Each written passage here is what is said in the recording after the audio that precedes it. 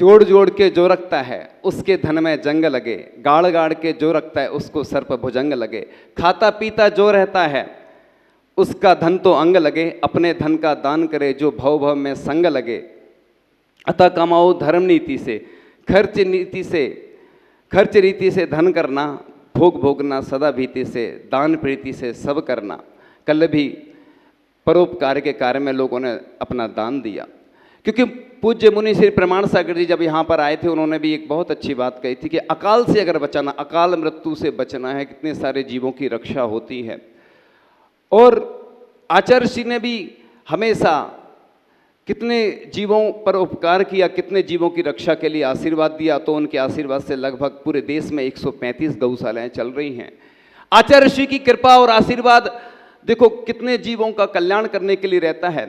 और तीर्थंकर प्रकृति के बंध में यह दान निमित्त बनता है। लोग पाप के कार्य में तो बहुत लिप्त रहते हैं, लेकिन पुण्य के कार्य में बिरले ही जीव होते हैं। चाहे वह मंदिर हो, चाहे गौशालाएं हो, चाहे पाठशाला हो, चाहे अस्पताल हो, आचार्य ऋषि ने सबके लिए आशीर्वाद दिया है। लेकिन चूंकि सबके मन एक साथ नहीं मिल पाते हैं, राग द्वेष चलते रहते हैं। पहले तो लोग बड़े उत्साह से, उमंग से कोई कार्य में लग जाते हैं, लेकिन बाद में तू मैं होने लगती है, उस कारण से लोग दूर हो जाते हैं। अरे ये संस्थाएं सब किसी व्यक्ति की नहीं है, ये सब परोपकार के लिए होती हैं। लोग जो तन मन धन से समर्पित करते हैं, हम कई स्थानों पर गए, देखा कि उधर बुजुर्ग लोग गौशालाओं में सेवाएं दे रहे थे, और जब युवाओं ने कमान संभाली तो आज उधर पूरे मध्य प्रदेश की नंबर 1 गौशाला खुली, मतलब हो गई। और पुरस्कार भी मुख्यमंत्री के द्वारा दिया गया। यानी ये जिस प्रकार से कोई छात्र मेहनत करता है तो वो अग्रिम पंक्ति में आ जाता है, इसी प्रकार से हमारे चाहे मंदिर हों, 2 वर्ष से आनंद हम सुन रहे हैं बस, तो लोग मेहनत तो कर रहे हैं, लेकिन जब तक समाज की पूरी भावना नहीं जुड़ेंगी तो आनंद धाम 3 काल में नहीं बनने वाला है। आनंद धाम तभी बनेगा जब सबके मन एक साथ जुड़ेंगे। आचार्य श्री ने जबलपुर में कहा था, कलऊ एकता बलम, कली काल में एकता ही बल है, बंद मुट्ठी लाख की उखल गई तो खाक की। लोग हम देखते हैं, चलो आप लोगों में जो राग देव से साधु संत के प्रति तो कोई नहीं है, हम देखते हैं कि लोग दिखते ही नहीं है, बस मंदिर में देखेंगे, इसके अलावा ऐसे लगता है कि इधर समाज ही नहीं है। कल 2-3 दिन पहले आपने देखा होगा, आस पड़ोस के लोग आए थे, आपने देखा होगा कि कितना उत्साह उमंग थी। उधर भी कई वर्षों से ऐसी ही स्थिति थी। तो ये कभी 3 काल में कल्याण होने वाला नहीं है। भगवान की भक्ति करो, भगवान की भक्ति करने को ऐसा नहीं लिखा कि उदासीन होकर करो, भगवान की भक्ति तो बड़े आनंद के साथ करना चाहिए। सौधर्मेंद्र जिस प्रकार से कितनी भक्ति करता है, और आप भी इधर भक्ति के लिए एकत्रित हुए हैं, तो पूजन, आहार विहार आदि में जो भी लिप्त रहते हैं, यानी जो भी सहयोग देते हैं, बड़े पुण्यशाली होते हैं। पुण्य कमाने के लिए भी पुण्य की आवश्यकता होती है। वर्तमान में लोगों का कोई भरोसा नहीं जीवन का, क्योंकि देखो लिखा है मेरी भावना में, रोग मरी दुर्भिक्ष न फैले, प्रजा शांति से जिया करे, परम अहिंसा धर्म जगत में फैले सर्वहित किया करे। मतलब इसका पहले से लिखा है कि रोग मरी दुर्भिक्ष, रोग आदि तो फैलते रहते हैं, जो बीमारी चल रही है, ये पहले से लिख दिया गया कि अपन को क्या करना है। तो बस यही है बचने का उपाय। रोग से अगर बचना है तो औषधि दान करना है। औषधि दान हमेशा करो।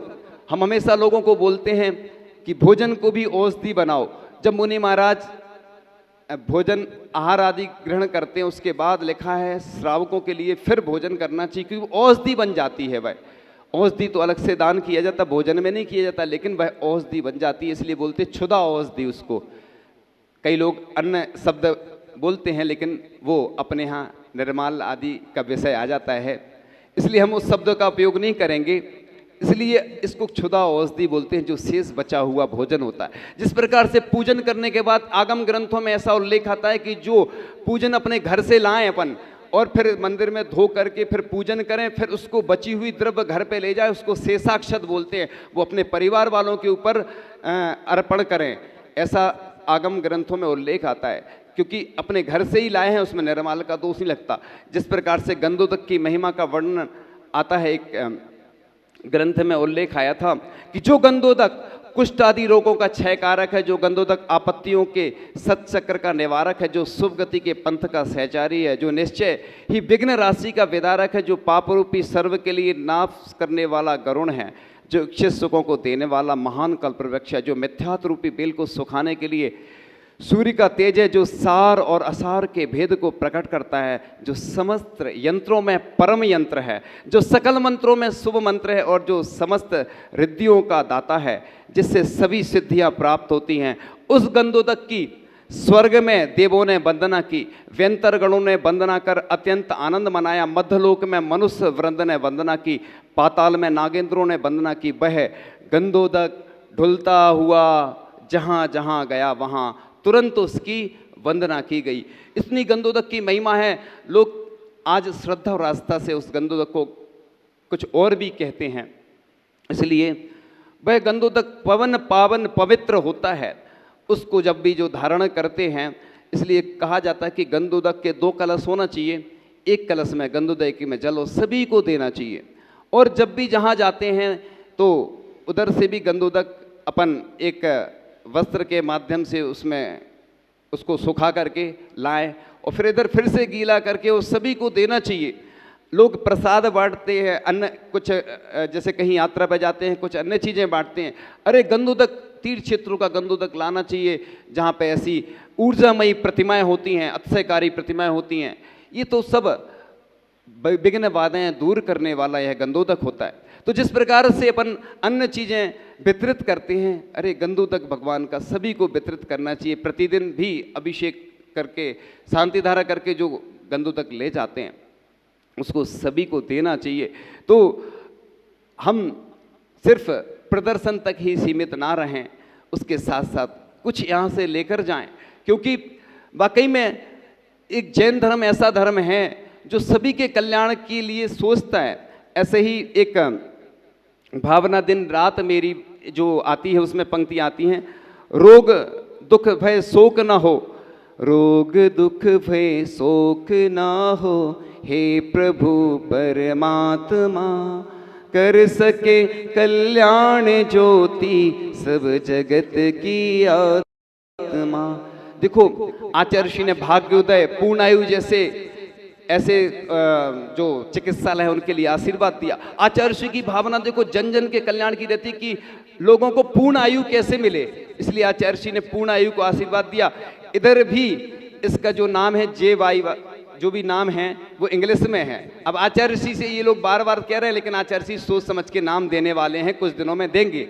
आचार्य ऋषि जल्दबाजी नहीं करते हैं, आचार्य ऋषि भी देखने गए थे और हम भी लोग भी देख के आए।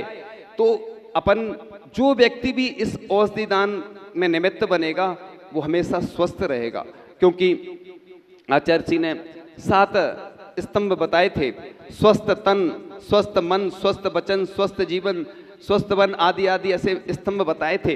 तो आचार्य ऋषि तो हमेशा आशीर्वाद देते हैं, लेकिन आपस में कई बार कुछ मनमुटाव आ जाते हैं। कलौ एकता बलम, जो हमने कहा था कली काल में एकता ही बल है, इसलिए सब मिलकर काम करेंगे तो बड़ी प्रभावना होगी। जिन शासन की प्रभावना अकेले एक व्यक्ति कभी नहीं कर सकता है, जब तक सभी मिलकर नहीं रहेंगे तो कोई कार्य होने वाला नहीं है। इसलिए इन जो व्यक्ति कर रहे हैं वह बड़े साधुवाद के पात्र हैं, जिन्होंने उस अस्पताल को इतनी ऊंचाइयों पर पहुंचाया है। देखो कार्य जब होता है तो उसमें विघ्न तो आते हैं, श्रेयांसी बहु विघ्नानी, चाहे वह कुंडलपुर हो, चाहे अन्य क्षेत्र हो, चाहे कोई अन्य मंदिर हो, सब में बहुत समय लगा है, क्योंकि ये समाज का काम होता है। एक व्यक्ति अपना घर तो अकेले बना लेता है, पूरी समाज मिलकर एक मंदिर नहीं बना पाती कई बार, क्योंकि बहुत सारी विघ्न बाधाएं आती हैं। कभी दान की कमी होती, कभी धन की कमी होती, कभी मन की कमी, कभी तन की कमी।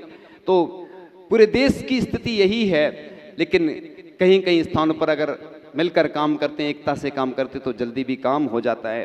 तो दान के दूषण हैं अनादर पूर्वक दान देना, दूषण है ये, दोष हैं दान के। कई लोग दान देते हैं लेकिन ऐसे ही अनिच्छा पूर्वक देरी करना, विकृत मुख बनाकर देना, कठोर वचन बोलना, दान देकर पश्चाताप करना।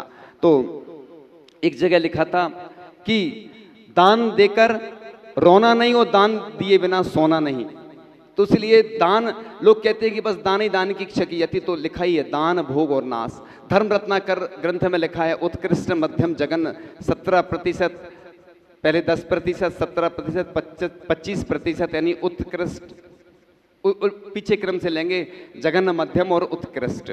तो ऐसे ग्रंथों में उल्लेख आए हैं, क्योंकि हम देखते हैं लोग, कोई अच्छी कार आती है, मोबाइल आता है, तो खरीदने के लिए तुरंत राशि रहती है, और जब दान की बारी आती है तो लोग बहाने बनाते हैं, अभी तो धंधा मंदा चल रहा है, अभी है नहीं। और जब बीमार हो जाता है तो कितना सारा औषधियों में पैसा लग जाता है। तो आप धन को अगर शोभायमान करना चाहते हैं तो बस एक ही माध्यम है कि वह है दान। तो आज चाहे गौशाला हो, चाहे ये अस्पताल हो, चाहे मंदिर हो, युवाओं को आगे लाना चाहिए। विदेशों में यही होता है कि विदेश में युवाओं को आगे किया जाता। ये नहीं कह रहा हूं कि मैं ज़्यादा जो उम्र वाले होते हैं उनको अलग कर दो, उनको मार्गदर्शक के रूप में रखें, क्योंकि उनकी शक्ति नहीं होती है, वो प्रतिदिन जा नहीं पाती है। युवाओं में शक्ति होती है। हमने जहाँ जहाँ समाज में गए, क्रांति अगर आती है तो युवाओं से आती है। यहाँ भी देखो, युवा कुछ लोग आगे आए, पहले कोई सहयोग नहीं दे रहा था, बेचारे इतनी मेहनत कर रहे थे दिन रात, और अब सब पूरी समाज उनका सहयोग दे रही है। तो ये समाज किन के भरोसे चलती है? कोई व्यक्ति आगे चाहिए, बस अगुआ। मुनि श्री प्रमाण सागर जी बोलते हैं क्या करना पड़ता, अरई लगानी पड़ती लोगों को। अरई जानते हैं? अरई थोड़ा पहले शुरू में तो लोग पीछे हट जाते हैं। एक किसी महान व्यक्तित्व हुए हैं, उन्होंने एक बहुत अच्छी बात कही कि पहले तो हर कार्य का विरोध होता है, फिर धीरे से लोग स्वीकार करते हैं, बाद में प्रशंसा करते थे। जैसे विधान हो रहा था तो लोग 20-25 नाम आए, क्योंकि लोग डर रहे थे। हमें सब मालूम है कारण क्यों डर रहे थे, वो सब कारण मालूम है, लेकिन वो हम चर्चा नहीं करेंगे। और फिर धीरे धीरे धीरे फिर लोग समूह एकत्रित होता गया। ऐसी स्थितियां होती हैं, इसलिए घबराने और डरने की बात होती नहीं है जब सब मिलकर कार्य करते हैं। यह समाज पूरे देश में एक गौरवान्वित समाज है। लेकिन जब हमने देखा कि पास में रहते हुए लोग नहीं आ रहे थे, दूर दूर, हम समझ गए कि उदासीनता क्यों है। कारण यही है कि इनको बहुत मिल चुका, तो जब बहुत मिल चुका होता है तो लोग फिर शांति से बैठते हैं। अभी भी ऐसा कोई ज़्यादा वैसा नहीं दिख रहा है, बस यहाँ भक्ति तक ही सीमित रहते हैं। इसके बाद जाने क्या हो गया, किसकी नज़र लग गई या क्या हो गया, वो तो भगवान जाने और आप जाने। लेकिन भगवान की भक्ति बड़े अच्छे से करना है। देव शास्त्र गुरु, पंच महागुरु, पंच परमेष्ठी से हमेशा जुड़े रहोगे तो आपका कल्याण होने वाला है। नहीं तो 3 काल में आप जैन तो बने रहेंगे, लेकिन जैन बनने से ही कुछ होने वाला नहीं है। हमने कई ऐसी समाजें भी देखी हैं जहाँ पर बड़ा उमंग और उत्साह है कि महाराज का सानिध्य मिल जाए, वो तरस रहे हैं और उनको मिल नहीं रहा है। कई बार आ रहे हैं, प्रयास कर रहे हैं, लगे हैं, आचार्य श्री के पास बार बार जाते हैं। और कई लोग ऐसे हैं जिनको खूब मिल जाता है, और अभी भी मिल गया तो कुछ कीमत इसलिए नहीं होती कि अंदर से सब भरे हुए। अरे अंदर से कितना भी कुछ मिल जाए, फिर भी प्यास तो हमेशा, जैसे प्रतिदिन भोजन करते हैं इसी प्रकार से प्रतिदिन अभिषेक शांति तरह पूजन करना चाहिए। यही तो हमारे पुण्य वर्धन में कारण है, क्योंकि पुण्य बढ़ाने कोई ऊपर से आने वाला नहीं है। नहीं तो आचार्य जी सबको आशीर्वाद देते थे, अपना सब मुनि दीक्षा ले लो, सब आर्य का दीक्षा ले लो, सबका पुण्य बढ़ जाए, सबका कल्याण हो जाए। ये तो हम भावना भाते हैं, इसके साथ साथ हमें अपना कल्याण भी करना है। तो तुम्हारे द्वारा जोड़े गए धन से समाज, देश और समूह का कल्याण हो, धर्म की प्रभावना हो, संस्कृति की रक्षा हो, राष्ट्र का उत्थान हो और मानवता की सेवा हो। यही भावना भाते हुए आगे फिर कभी जब समय मिलेगा तो अलग से चर्चा करेंगे, या अगले स्थान पर चर्चा करेंगे, क्योंकि समय कम है, बात अभी पूरी नहीं हुई है, अगले एपिसोड में पूरी करेंगे। आजकल क्या है, एपिसोड का सिस्टम चलता है, तो फर्स्ट एपिसोड में आज बात कही अपनी, चूँकि बात चल रही थी तो हिंसा को मिटाने के लिए अहिंसा का प्रचार आवश्यक है। इसलिए कोई घबराव नहीं, डरने की बात नहीं है। आचार्य भगवान का आशीर्वाद है, और आचार्य श्री के आशीर्वाद से जो भी कार्य होते हैं, आचार्य श्री के पास जब यहाँ के लोग गए और आचार्य श्री ने आशीर्वाद दिया था, तो आचार्य श्री की बात पूरी होती है, समय लगेगा।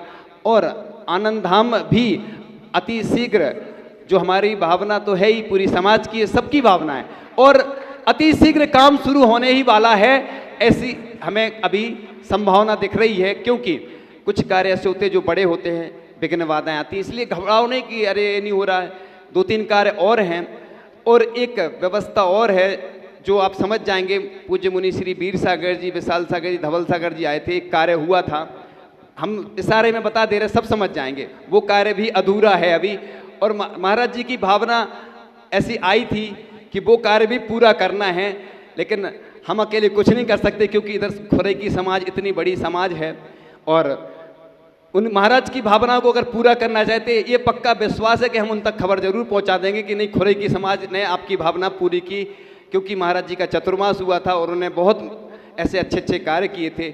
और भी जो साधु संत आए हैं, सब ने अपने अपने हिसाब से जो जो भावनाएं रखी। आचार्य श्री ने भी इतना समय दिया। आप आचार्य श्री की कीमत को समझे, नहीं तो आचार्य श्री का आशीर्वाद फिर कभी नहीं मिलने वाला है खुरई समाज को, ये हम पक्का कह रहे हैं, क्योंकि आचार्य श्री अभी इस खुरई समाज से खुश नहीं हैं। आचार्य श्री 2 वर्ष से लगातार बार बार बोलते हैं, जब भी एक ब्रह्मचारी भैया जी हैं यहाँ के हैं, वो बार बार जाते हैं तो आचार्य श्री बस वही बोलते, क्या हुआ, जैसे तुम्हें अपनी दुकान की चिंता होती है, अपने मकान की, अपने परिवार की चिंता होती है, ऐसे आचार्य भगवान को भी चिंता होती है कि जो हमने सपना देखा है, जो लोगों ने सपना देखा है कि भगवान का एक उच्च उत्तुंग जिनालय बने और पूरे देश नहीं पूरे विदेश से भी लोग दर्शन करें, ऐसी आचार्य श्री की भावना है। देखो, एक संत की भावना को आप पूरा नहीं कर पा रहे हैं, तो ये महान दोष है, क्योंकि निर्माल्य का दोष लगता है जो व्यक्ति इसमें असहयोग करते हैं। इसलिए आज से ही बिल्कुल लग जाना है तन मन धन से। अब हमें अच्छी खबर मिलना चाहिए। अब हम लोग बार बार आने वाले नहीं हैं। अब तो खुरई का नाम जब भी आएगा तो सीधा मना कर देंगे। क्यों कर देंगे? क्योंकि भैया बार बार जाते हैं और तुम लोग हमारी बात मानते नहीं हो। इसलिए अब तो बस आनंद धाम, एक ही काम एक ही नाम, आनंद धाम। बस इन्हीं भावनाओं के साथ जो भी यहाँ की संस्थाएं चल रही हैं, पूरे समाज की संस्थाएं हैं, किसी व्यक्ति की संस्थाएं नहीं है, सबके लिए तन मन धन से आपको सहयोग देना है। और विभिन्न दिनों में आपने इतना सुना ही है। इन्हीं भावना के साथ आचार्य भगवान गुरुदेव शिक्षवाड़ विद्यासागर जी महामुनि राज की